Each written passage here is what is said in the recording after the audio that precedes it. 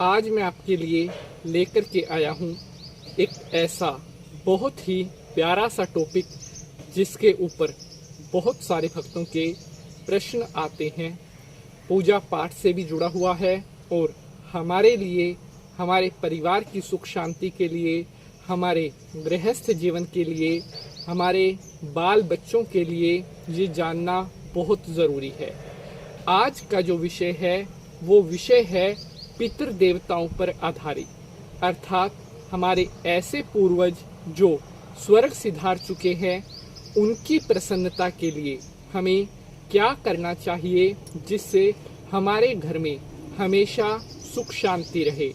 हमारे पास बहुत सारे भक्तों के प्रश्न आते हैं कि शास्त्री जी, पितरों की पूजा कब करनी चाहिए, पितरों की पूजा में क्या होता है, पितरों की पूजा करने के समय किस किस का बैठना जरूरी होता है। ढेरों प्रश्न आते हैं पितृ पूजा से जुड़े हुए।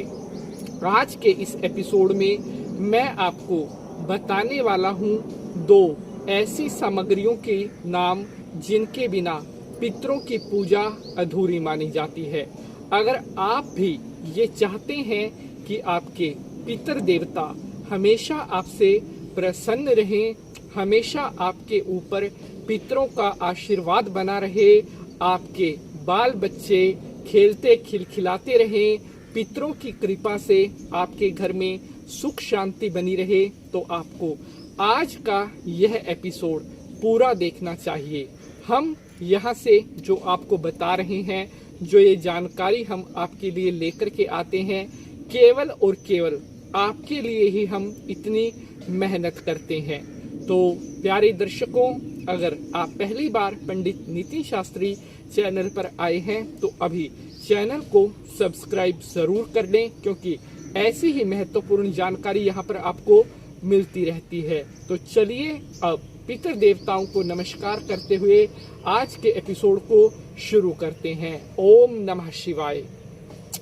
तो मेरे प्यारे बंधुजनों, सबसे पहले तो एक बात आप अच्छी तरह से समझ लें कि पितृ देवताओं को प्रसन्न करने की हम बात कर रहे हैं, लेकिन पितृ देवताओं को प्रसन्न करने के लिए सबसे जरूरी है विष्णु भगवान का प्रसन्न होना। जी हाँ, अगर विष्णु भगवान प्रसन्न हैं तो आपके घर में कभी भी पितृदोष नहीं बन सकता, क्योंकि पितरों को मोक्ष जो देने वाले हैं वो स्वयं नारायण भगवान हैं। और नारायण भगवान की प्रसन्नता के लिए अगर हम कार्य करते हैं तो ऑटोमेटिकली हमारे पितृ देवता भी प्रसन्न होते हैं। लेकिन यहाँ पर मैं आपको बताने वाला हूँ दो ऐसे सामान जो पितृ देवताओं को चढ़ाना बहुत जरूरी कहा गया है, गरुड़ पुराण के अनुसार भी, विष्णु पुराण के अनुसार भी। प्यारे बंधुजनों, तिल। जी हाँ, अगर हम गरुड़ पुराण की बात करते हैं तो उसमें कहा गया है कि जो तिल हैं ये स्वयं विष्णु भगवान के पसीने से उत्पन्न हुए हैं। अगर पितरों की पूजा में हम काले रंग के तिलों का प्रयोग नहीं करते तो हम उनको जो भी सामान चढ़ा लें, हम उनके लिए जितना भी भजन कर लें, उनके लिए जितने भी पूजा पाठ कर लें, वो सभी व्यर्थ हो जाता है अगर हम पितरों को तिल नहीं चढ़ाते हैं। पितरों की पूजा में काले तिलों का विशेष महत्व बताया गया है। कहा गया है कि जिन घरों में पितरों की पूजा में काले तिलों का प्रयोग किया जाता है, ऐसे घरों में कभी भी पितृदोष नहीं बनता। अगली चीज की अगर हम बात करते हैं तो वह है गाय का कच्चा दूध। जी हाँ, अगर आपने कभी गरुड़ पुराण की कथा सुनी होगी तो उसमें गाय का बहुत विशेष महत्व बताया गया। वैतरणी नदी से जो पार करवाने वाली होती है वह स्वयं गाय माता ही होती है। अगर आप पितरों की पूजा में गाय के कच्चे दूध का प्रयोग करते हैं तो आपकी पितरों की पूजा हमेशा पूर्ण होती है और हमेशा पितरों का आशीर्वाद आपके ऊपर बन करके रहता है। तो ये दो सामान, एक तो काले तिल और एक गाय माता का कच्चा दूध।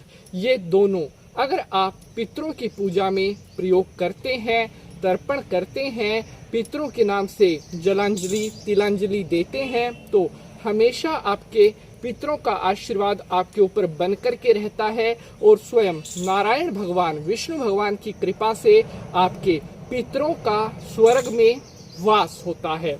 तो मैं आशा करता हूँ आपको आज की यह जानकारी बेहद पसंद आएगी। जय माता की।